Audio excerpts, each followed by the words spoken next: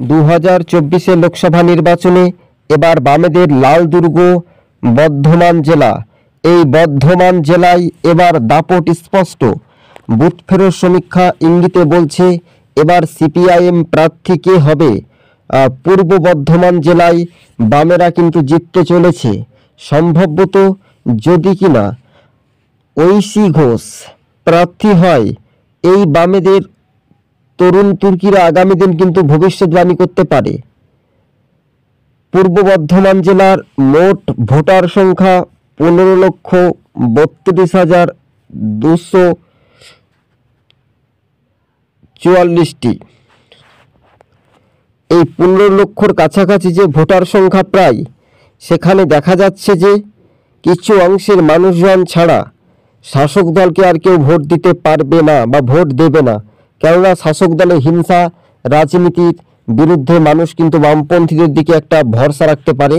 কেননা শিক্ষার যোগ্যতার দিক থেকে কিন্তু এগিয়ে রয়েছে বাম যুবনেত্রী সরাসরি ঐশী ঘোষ। যদি কিনা পূর্ব বর্ধমানে বামেরা এবার এই আসনটি সম্ভবত জিততে পারে। বামেদের লাল দুর্গ কোন কোন আসন, অর্থাৎ 60টি ধারা নিয়ে একটি লোকসভা গঠিত হয়, আমরা এক এক করে দর্শক বন্ধুদেরকে দেখাবো। রায়না বিধানসভা কেন্দ্র, এখানে কিন্তু রায়নাতে পঞ্চায়েত নির্বাচনে বামেরা ভালো ফলাফল করেছিল। খুব ভালো করে মনোযোগ দিয়ে শুনে রাখবেন দর্শক বন্ধুদেরকে আমরা জানাচ্ছি। আর আপনি যদি আমাদের ইউটিউব চ্যানেলের সঙ্গে নতুন দর্শক হয়ে থাকলে চ্যানেলটিকে সাবস্ক্রাইব করে সঙ্গে থাকুন। জামালপুর বিধানসভা কেন্দ্র, জামুরিয়া বিধানসভা কেন্দ্র। এই জামুরিয়া বিধানসভা কেন্দ্রের নিজগড় এলাকায় এবার সরাসরি ঐশী ঘোষ, তিনি জামুরিয়া বিধানসভা থেকে তিনি প্রতিদ্বন্দ্বিতা করেছিলেন, কিন্তু ফের শাসক দলের যে ভোট লুট এবং যেভাবে দাপাদাপিতে তিনি পরাজিত হয়েছিলেন ঐশী ঘোষ, এবার জোর টক্কর লড়াই দিতে চলেছেন বাম যুবনেত্রী ঐশী ঘোষ, অর্থাৎ এসএফআই এর সঙ্গে তিনি যুক্ত রয়েছেন। শিক্ষার দিক থেকে কিন্তু বামপন্থীরা অনেকটাই এগিয়ে রয়েছে। বাংলাতে এবার নতুন পথ দেখাতে চলেছেন ঐশী ঘোষ। সবচেয়ে গুরুত্বপূর্ণ খবর, 60টি বিধানসভা নিয়ে একটি লোকসভা গঠিত পূর্ব বর্ধমান জেলায় এবার বামেরা জিততে চলেছে, এমনটাই সবুজবঙ্গ নিউজ আজকে খবরের আপডেট আপনাদের সঙ্গে তুলে ধরেছি আমরা।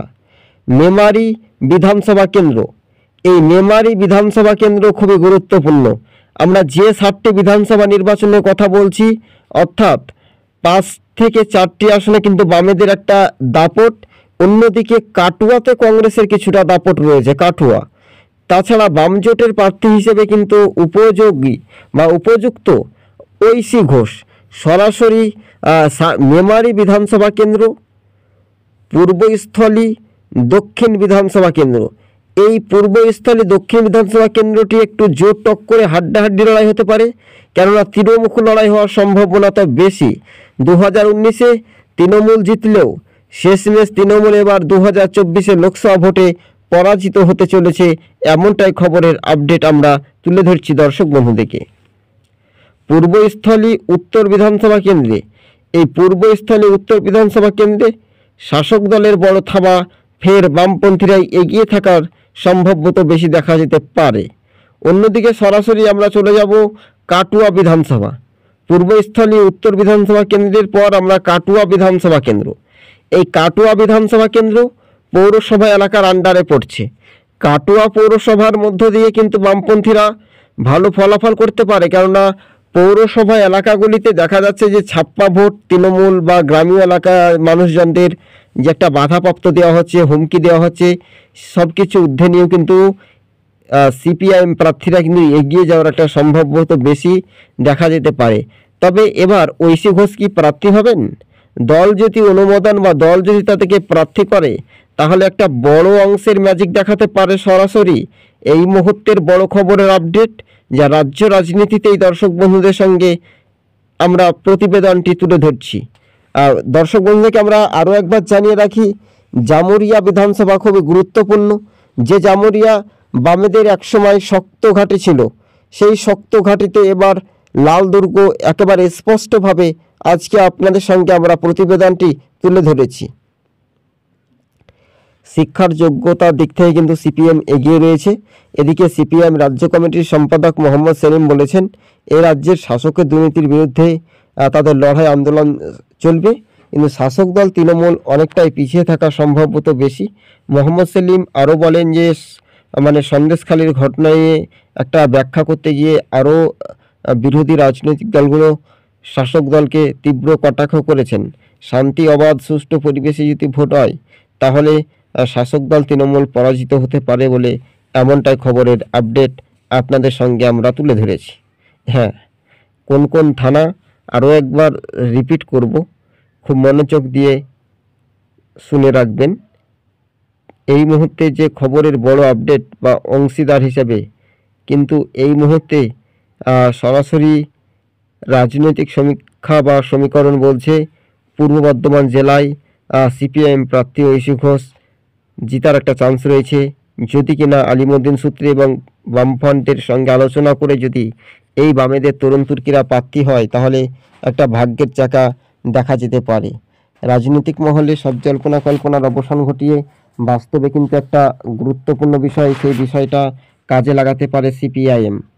সিপিআইএমের লালগড়, লাল শক্তি বর্ধমান জেলা।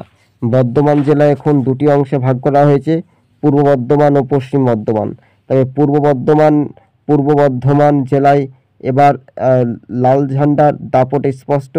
ঐশী ঘোষ যদি প্রাপ্তি হয় কিনা তাহলে বাংলাতে বামেদের আরও একটা উজ্জীবিত, কেননা শিক্ষার দিক থেকে কিন্তু ঐশী ঘোষরা অনেকটা এগিয়ে রয়েছে। এই মুহূর্তের রাজ্য রাজনীতির মধ্য দিয়ে যে 60টি থানার লোকসভা নিয়ে একটি 60টি বিধানসভা নিয়ে একটি লোকসভা গঠিত। এবার কোন কোন দল জিততে পারে বা জিততে চলেছে এই মুহূর্তের আরও একবার আমরা রিপিট করছি। তবে তৃণমূল বা বিজেপি অনেকটাই তারা পিছিয়ে থাকার সম্ভাব্যতা বেশি দেখা যেতে পারে। হ্যাঁ, এবার বাস্তবে যে খেলা জমে যাচ্ছে সেই খেলার রাজনৈতিক সমীকরণের মানচিত্র সেটা কিন্তু দ্রুত গতিবেগে দেখানোর জন্য চেষ্টা।